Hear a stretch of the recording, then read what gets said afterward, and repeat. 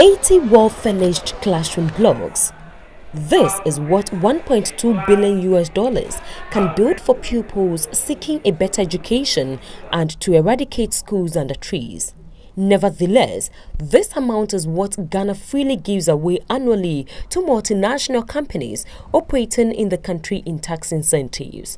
Look at the hustle we had to go through with IMF to just get $960 million to support our budget, to ensure that we kind of get credibility for our policies so that we can stabilize our macroeconomic indicators.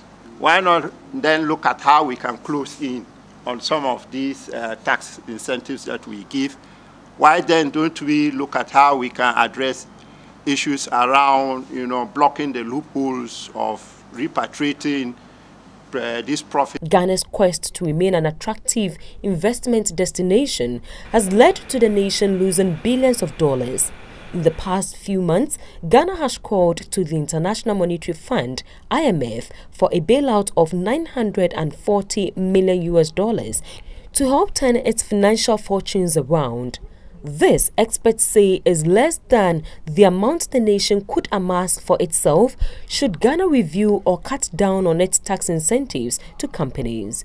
According to research conducted by civil society organizations such as Action Aid, Ghana Integrity Initiative and Tax Justice Coalition, the generous tax breaks governments have granted multinational companies over the years to lure them into investing does not match the intended foreign direct investments the nation is expecting in return.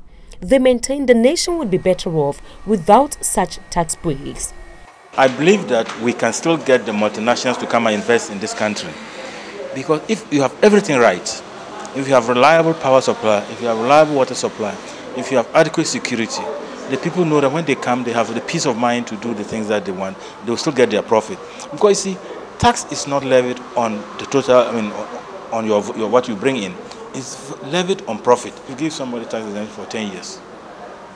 And some of them will finish the 10 years and change the name of the company and start getting another tax exemption.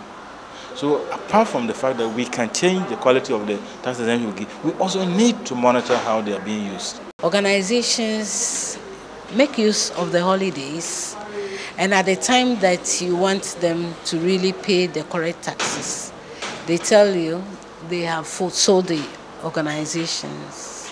We get experts conniving with these multinationals and really showing them where the loopholes are to be exploited.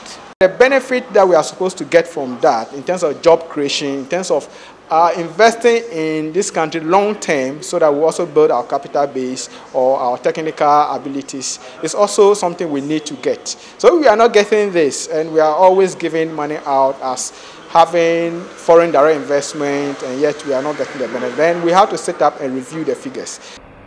Lack of transparency on tax incentive agreements for multinational companies, corruption and minimal regulation among others have been attributed to Ghana's economic woes.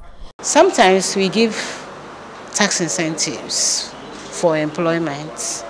Sometimes it's about location, attracting investors to areas of less density when it comes to industry presence. But do we really find out whether they are operating from those areas? So the onus lies on us that when we have granted organizations, and especially the multinationals, to do our own assessments, that have we realized the benefits?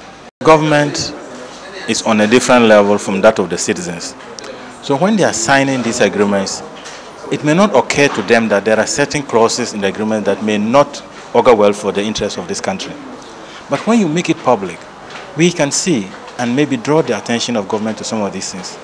Secondly, we will know what you have agreed on with the government, so we can hold you accountable if those things are not complied with. The story of these children raising the odds to study under trees, as well as other production and investment development shortfalls, could be written differently if government takes steps to redress the several tax incentives it doles out. Beatrice Baiden, reporting for ETV Ghana News.